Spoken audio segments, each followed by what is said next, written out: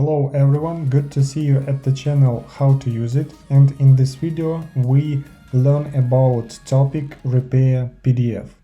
If we on website ilovepdf.com, we can choose that option Repair PDF.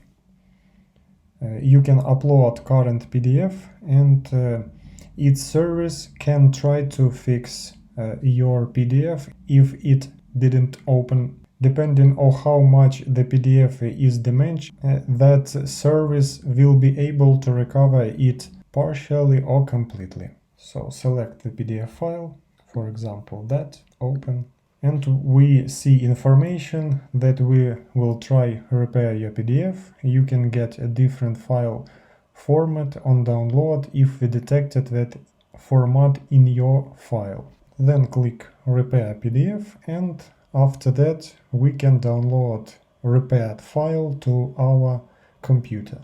That is all. If it helped you, click like, subscribe to the channel, and if you want to know about another functions to convert PDF in different formats, then click on the screen to the playlist video that tell you about that service full information.